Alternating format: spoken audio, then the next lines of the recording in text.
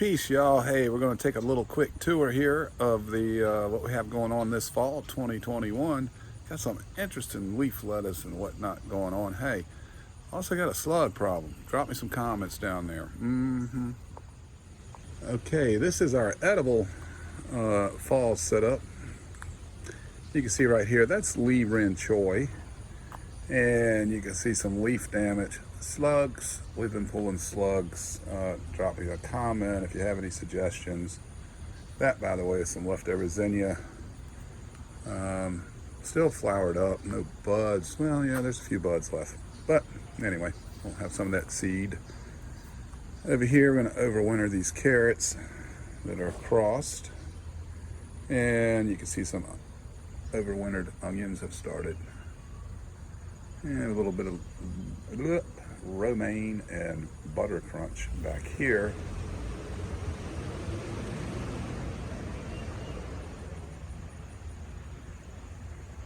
And we still have some marigolds in for companion planting. This big stand, that is Chinese cabbage. It's a Napa Chinese cabbage. Again, you can see some slug damage there. And we have a little row of red mustard I tucked in, and that we're going to leave jammed in there instead of thinning it out. I'll show you why in a second. And then on the back side, started some watermelon radish, but I think I started it too late. And there's a few more onions overwintering in the middle of all that Chinese cabbage. Now, the reason we are not thinning that mustard is because I'm thinning these two buckets. So that has been thinned once before. That is butter crunch on the left, red mustard greens, and romaine. So this will be thinned again. Same thing, the butter crunch is in the middle this time. And that's the red, and that's the romaine. That will be thinned again. This bucket has it all, and that's not going to be thinned. We're going to let that do its thing and push up, cut and come again style. In similar fashion to this. This is a mixed green. And these are 11-gallon containers, by the way. This is a mixed green. You have more Chinese cabbage. You have some pak choi, some tatsoi, some green mustard, and there's even some red mustard in there. So basically, this section and that section, that's our stir fry section. And then, of course, some edible greens for the fall. And over there, overwintering some carrots and onion. And here is an empty 11-gallon. That is where zucchini will go next year. In the spring, this will all be replicated for a cool season, first cool season of 2022. And then I will add zucchini, summer squash will go there. And then that's the top of a chimenea that I'm going to use as a planter, and I'm going to put cherry tomato in there, and that will be a mega marley that a friend of mine has bred himself, basically. This is a god-awful mess. I have actually been using that stuff, but I need to get all that heavier stuff and put in my brush pile and out of this compost pile. And then this is feather celosia, seeds. Now here we were trying to fit in another season, and the slugs are not going to let me. That is a Brussels sprout, and so is that. And then down that way, there's some green, some rutabaga, but it's slug city over here. So drop me some comments if you got a fix. Down here, I'll till this up shortly. I don't mind the clover. I need to get out all the other stuff, maybe add some clover just as a cover crop for the winter. That's a pepper. That's a Cubanelle pepper that's still doing its thing. I don't pull stuff until it's over. this would be its over. These are cucumbers, so you can still see one over there. This was a second run cucumber. I can't remember exactly when I planted them, but whatever I did, I need to start that about 2 weeks earlier. Although we did get quite a few, like 2 dozen cukes off of this. And then down here, this messy mess, you can see again the clover out on mine, and I need to get out that wiregrass and whatnot. But there's are peas in this one. And then over here, these are green beans. This was all planted to put some nitrogen back in the soil. Although we are, you know, just a handful now and then getting some beans out of it, and that's cool. And this rack also has peas, and then there's more peas down here. And that's my good old lemon thyme. The way I've been watering, I had that hose laid over it. Yeah, keep that in mind. Thyme does not like to get soaking wet. I knew that. I just, duh. And so back here, brush piles, right? These are long-term compost. I've been doing this spot forever. So I went ahead and started another spot over there. Just let this stuff break down over years. And underneath is just awesome, awesome soil. Within a corner, I'm kind of getting ready for stage, and this is going to be Irish potatoes, and there will be more than 4.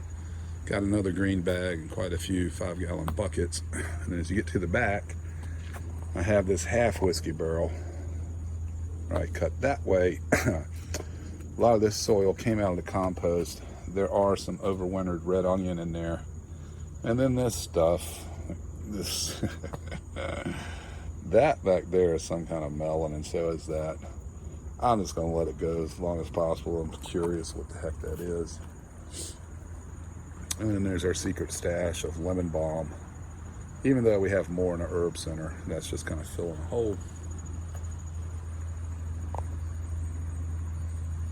Over there is the pepper and eggplant patch and a feather celosia jungle. So let's head that way. In the 11-gallon bucket there, we just passed the herb garden. That's all, you've seen that a million times. This is actually cilantro. I put it in the fall. Just got rain, so that one got a little heavy. I'm not gonna touch it, see if it pops back up. It probably will. That is a 3-year-old rosemary that was transplanted from one side of the yard to the other. And next year will be year 4. This is what's left of the jungle, although we are still pulling eggplant and some banana pepper and some big Jim. So again, I'm not pulling it till it's over. By the way, something you don't see every day. That's a Sweet 100 cherry tomato, self-seeded. Here we have our all self-seeded feather celosia. I did not plant any of this. This is from last year when it was located in this bucket, which now has a Robeson blueberry bush in it. It'll get up, but I think being in that, yeah, it's at least 20, maybe 25 gallon whiskey barrel. It'll probably stay at about 4 foot or so. Look at all that. Lots of seed. If you want some seed, drop me a comment. I'll be saving it anyway, so I'll get you some. That is more English thyme, even though I have one over there in the herb center, but that thing is 2018. I think it's a 2018, so it's 18, 19, 24, so next year will be year 5, so I figured, well, I better go ahead and get another one started. And more eggplant. And we have, this is the Rosita side.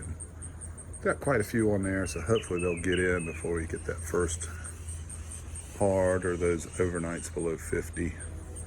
In the middle in there, that is actually cayenne pepper plant. Next year, once this is all pulled, probably just cover it in black plastic, but once this is all pulled, next year this is going to be corn green beans, at least one watermelon, maybe two, and some sunflowers. So we're gonna do the Four Sisters in this spot. And I mean, like, we're really gonna max it out, going crop on that. So that Robuson there is one of two. This is a pink lemonade, blueberry, also in a 20-25 gallon whiskey barrel. I've been dropping some of my grass clippings over here so they can dry out. Try not to stack it up so it limits the amount of bacteria, mold, crap you don't want in your soil. So it's gonna dry out over here and I'll use it for doing some mulching. That is a Black Mission fig tree. I think it'll get up 30-foot canopy if you put it in the ground. Hopefully, now that's only an 11 gallon. I might have to upplant that later. But hopefully it'll grow fine right there to about 6 foot. And so then that will be staged right in front of the outdoor living room, the pergola, like smack in the middle of it. So that'll be cool if that works. This is our strawberry bed. I put 6 in there. They're June bearing. I can't even remember. The jewel. Yeah, that's a jewel. 2 of 6 hit. I'll probably put some everbearing in there, 2 to 3 more in the spring. But these two should spread and run and all that. So, you know, in a few years, this should be fine. A little disappointed that it was only 2 of 6, but I certainly didn't expect 6 of 6 to hit. So, yeah, you take what you get. And then the last, this is October, early October, October 6th. We still got the peppers, letting those dry out and get some seed. That's a habanero. That's a habanero. And that beauty over there would be a bird's eye. That's a cool plant. I'm doing that again and again and again.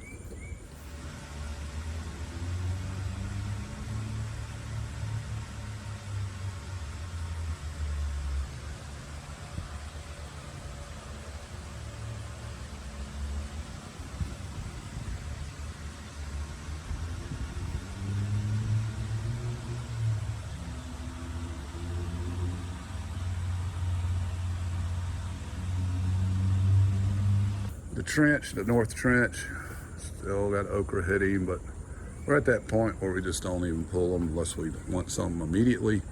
You can see a bunch of big ones over there, letting those dry out for seed. Should have plenty of red okra seed. If you want some of that, let me know. This is our garlic patch. Okay, there are, was that 8 but 13, that's 80 and 24, that's 104, then 3 more, 107, something like that. There's over 100 cloves in here. So, and they are soft neck, so they produce a lot of cloves. So we're talking a bunch of garlic if it works, although that's a big if, right? And then over yonder, backside, that's actually cayenne. And why is all this stuff still on? Well, we have all our chili powder to last us for about 2 years. Yeah, probably gonna do some market gardening next year because we're really slammed with peppers and okra and herbs. We always have herbs. And that's the last. We pulled 2 of these yesterday, two fruit. But that's the last of the speckled Roma. That's a second run, plant it like in late July or so, or start it from seed. Again, I should have done that a little earlier, but we did get some production on it. And then this is the last of those knuckler jalapeno, at least for those that are over here, way over there in the herb center. There's some peppers over there in the herb center. This one, this is its 3rd spot of the year. And that's a 4x4, 8-inch deep, open to the ground cinder block container. When I brought it over here, it had 1 pepper on it, and you could see all these different blooms. So that did work. Worked rather well. Anybody want any peppers? in the local club anyway. Shipping's getting outrageous, peeps. It is. Time to start doing those get-togethers. Now, if you know anything about how to control these slugs, let me know in these comments down here. Well, I hope you guys enjoyed that, and tune in next time. You know, we'll do another update sometime in the late fall, middle of the winter. Peace, y'all.